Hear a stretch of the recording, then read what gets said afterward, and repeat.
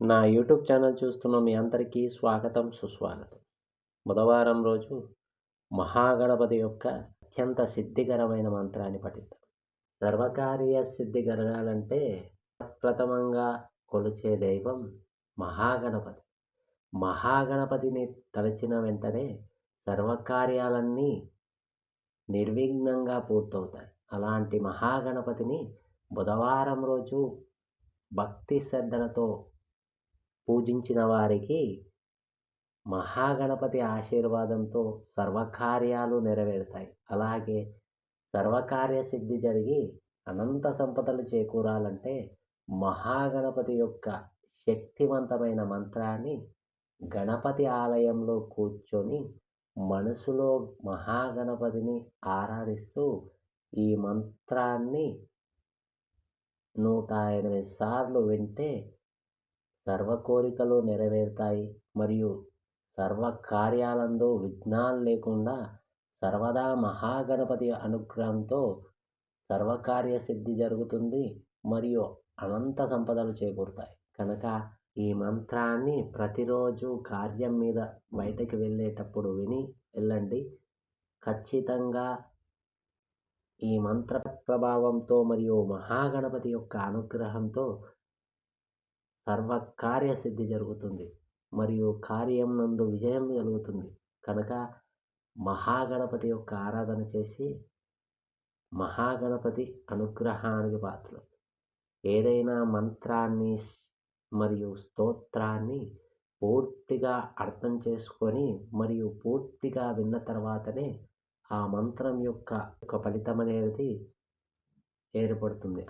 మంత్రం: నమస్తస్మై గణేశాయ సర్వవిఘ్నవినాశినే కార్యారంభేషు సర్వేషు పూజితో యః సురైరపి. నమస్తస్మై గణేశాయ సర్వవిఘ్నవినాశినే కార్యారంభేషు సర్వేషు పూజితో యః సురైరపి. నమస్తస్మై గణేశాయ సర్వవిఘ్నవినాశినే కార్యారంభేషు సర్వేషు పూజితో యః సురైరపి. నమస్తస్మై గణేశాయ సర్వవిఘ్నవినాశినే కార్యారంభేషు సర్వేషు పూజితో యః సురైరపి. నమస్తస్మై గణేశాయ సర్వవిఘ్నవినాశినే కార్యారంభేషు సర్వేషు పూజితో యః సురైరపి. నమస్తస్మై గణేశాయ సర్వవిఘ్నవినాశినే కార్యారంభేషు సర్వేషు పూజితో యః సురైరపి. నమస్తస్మై గణేశాయ సర్వవిఘ్నవినాశినే కార్యారంభేషు సర్వేషు పూజితో యః సురైరపి. నమస్తస్మై గణేశాయ సర్వవిఘ్నవినాశినే కార్యారంభేషు సర్వేషు పూజితో యః సురైరపి. నమస్తస్మై గణేశాయ సర్వవిఘ్నవినాశినే కార్యారంభేషు సర్వేషు పూజితో యః సురైరపి. నమస్తస్మై గణేశాయ సర్వవిఘ్నవినాశినే కార్యారంభేషు సర్వేషు పూజితో యః సురైరపి. నమస్తస్మై గణేశాయ సర్వవిఘ్నవినాశినే కార్యారంభేషు సర్వేషు పూజితో యః సురైరపి. నమస్తస్మై గణేశాయ సర్వవిఘ్నవినాశినే కార్యారంభేషు సర్వేషు పూజితో యః సురైరపి. నమస్తస్మై గణేశాయ సర్వవిఘ్నవినాశినే కార్యారంభేషు సర్వేషు పూజితో యః సురైరపి. నమస్తస్మై గణేశాయ సర్వవిఘ్నవినాశినే కార్యారంభేషు సర్వేషు పూజితో యః సురైరపి. నమస్తస్మై గణేశాయ సర్వవిఘ్నవినాశినే కార్యారంభేషు సర్వేషు పూజితో యః సురైరపి. నమస్తస్మై గణేశాయ సర్వవిఘ్నవినాశినే కార్యారంభేషు సర్వేషు పూజితో యః సురైరపి. నమస్తస్మై గణేశాయ సర్వవిఘ్నవినాశినే కార్యారంభేషు సర్వేషు పూజితో యః సురైరపి.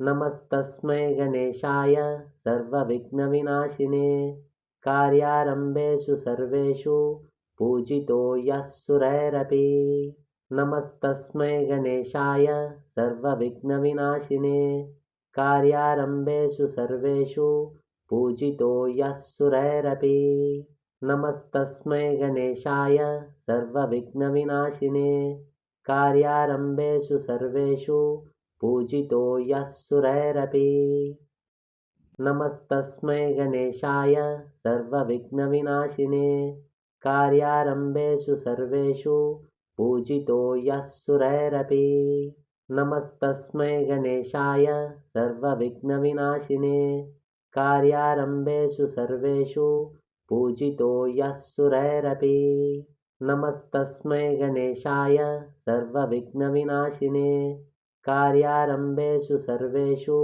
पूजितो यः सुरैरपि नमस्तस्मै गणेशाय सर्वविघ्नविनाशिने कार्यारम्भेषु सर्वेषु पूजितो यः सुरैरपि नमस्तस्मै गणेशाय सर्वविघ्नविनाशिने कार्यारम्भेषु सर्वेषु पूजितो यः सुरैरपि नमस्तस्मै गणेशाय सर्वविघ्नविनाशिने कार्यारम्भेषु सर्वेषु पूजितो यः सुरैरपि नमस्तस्मै गणेशाय सर्वविघ्नविनाशिने कार्यारम्भेषु सर्वेषु पूजितो यः सुरैरपि नमस्तस्मै गणेशाय सर्वविघ्नविनाशिने कार्यारम्भेषु सर्वेषु पूजितो यः सुरैरपि नमस्तस्मै गणेशाय सर्वविघ्नविनाशिने